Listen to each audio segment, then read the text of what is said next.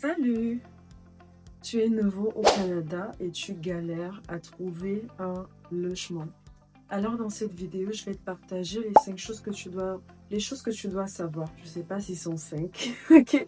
Certaines choses que je pense que tu dois savoir qu'en tant que nouveaux arrivants, on oublie parfois on ignore. Pas qu'on oublie, mais on ignore parce que c'est juste pas un système qu'on maîtrise et donc on n'a pas souvent l'information. Alors, je te partage ça tout de suite, donc après le générique.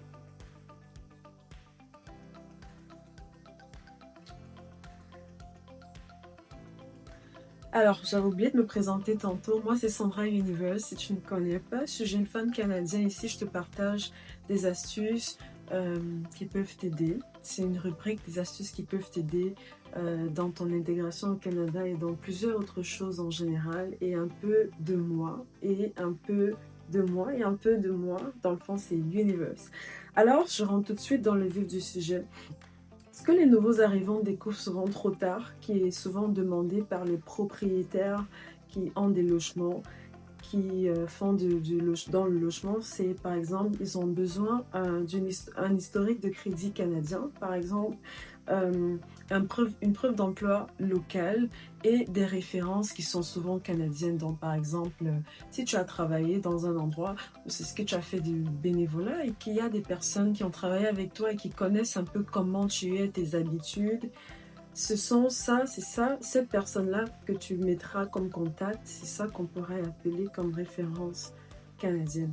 Donc, très souvent, les nouveaux arrivants, malheureusement, n'ont rien de tout ça, surtout ceux qui n'ont pas de famille, qui sont nouvellement arrivés au Canada et qui n'ont pas d'emploi non plus, qui connaissent personne, mais qui ont besoin de trouver un logement. Ça, ce sont des problèmes qui sont très, très, très courants parce qu'ils n'ont pas ces différents documents qui sont demandés par des employeurs. Du coup, ils se retrouvent à galérer. Donc, ici, je te partage certaines solutions concrètes que je pense, encore une fois, c'est mon avis, je pense pourrait t'aider à pouvoir régulariser ta situation et trouver facilement, enfin réunir les documents que tu as besoin pour trouver facilement ton loyer. Alors, prépare un dossier solide en commençant par les relevés bancaires. Je peux comprendre que tu viens d'arriver, tu n'as pas encore d'expérience sur le territoire canadien, mais si c'est par exemple possible pour toi de faire des relevés bancaires du pays d'où tu viens, donc tu pourrais demander à ton employeur dans ton pays d'origine de te fournir des relevés bancaires qui pourra t'aider dans ton loyer ici. Et si tu étais étudiante et que tu ne travaillais pas encore, tu peux essayer de demander, mettons, à tes parents avec qui tu vivais s'ils peuvent te trouver ces genres de documents-là qui pourra aider à te rendre plus quelqu'un de crédible dans le fond au Canada. Donc, une lettre d'intention. Donc, ça peut être une lettre en général de 2 pages qui explique un peu ta situation actuelle dans laquelle tu essaies de décrire un peu ton cas présentement, peut-être dans les 6 prochains mois, qu'est-ce que tu as vécu, ou bien qu'est-ce que tu as vécu concrètement, des choses un peu qui montrent qu'est-ce que tu fais, qu'est-ce que tu as fait, c'est quoi ta situation présentement, comment tu as l'intention de te stabiliser. Donc tu écris une lettre comme ça et tu prépares ça euh, pour, euh, pour ton dossier dans le fond de loyer, quoi. Ça peut t'aider également. Donc, des références personnelles, même de ton pays d'origine. Donc, si par exemple, tu ne connais vraiment pas des personnes, tu connais vraiment personne au Canada, essaye de trouver des personnes fiables dans ton pays d'origine que tu pourras donner à, à ton concierge. Le nom m'échappe. À cette personne-là qui a besoin. Dans le fond, dans ton dossier de logement, essaie de trouver des personnes fiables, des personnes crédibles dans ton pays d'origine qui peuvent témoigner en ta faveur pour pouvoir trouver des logements. Ça, des fois, certains bailleurs, ils acceptent ce genre de référence-là si tu n'as vraiment personne au Canada. De toute façon, si tu as personne, qu'est-ce que tu vas faire? Tu n'as pas trop le choix. Donc, essaie de trouver ces personnes-là. Et tu peux également rajouter dans ton dossier une copie de ton visa ou ton permis de travail, tout simplement. Ça aide également à solidifier ton dossier. Donc ça peut par exemple t'aider à te rendre en fait plus crédible auprès des employeurs. Donc, il faut également chercher dans des bons endroits. Donc, moi, je t'inviterais à, par exemple, aller dans des centres communautaires, aller dans des endroits, des organismes surtout locaux et offre tes services de bénévolat. Donc, si quand tu offres tes services de bénévolat, tu te fais connaître par des gens, il y a des personnes qui te connaissent et voient comment tu es. Et ça peut être des personnes qui soit pourront t'aider à trouver ton logement ou pourront même être des références que tu pourras mettre dans ton dossier et que ton concierge pourra contacter et qui pourront donner une bonne avis qui va favoriser ton dossier de logement. Donc, cherche également des logements dans des bons endroits.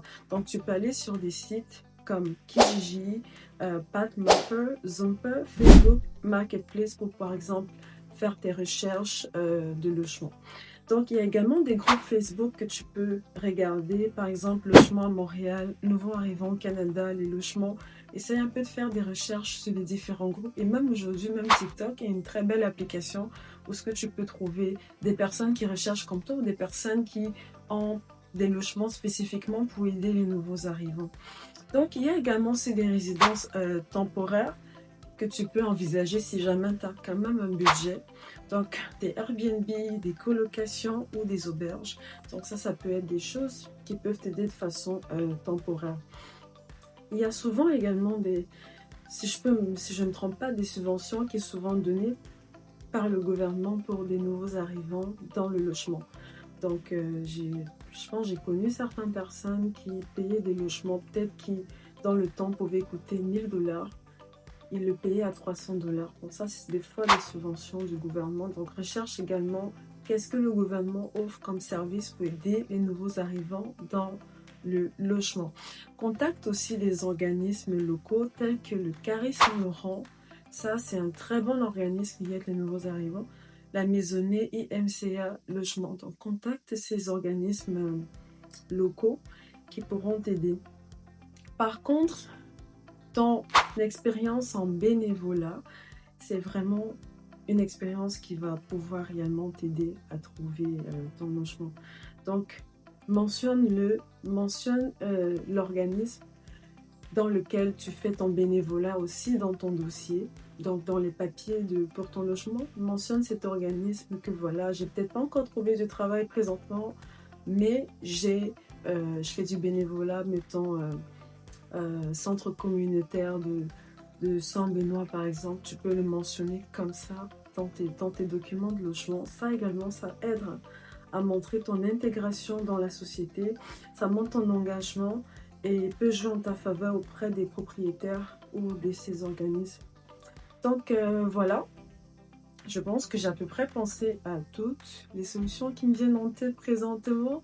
Et si jamais il y a une solution auquel toi tu penses, ou toi tu es déjà au Canada depuis longtemps et que tu as des idées qui peuvent aider d'autres personnes à trouver des logements facilement, n'hésite pas à le mettre en commentaire pour aider ces personnes qui sont réellement dans le besoin. Et sinon, c'était tout pour moi aujourd'hui. J'espère que cette vidéo a pu t'apporter de la valeur, car c'est toujours, ça serait un plus pour moi.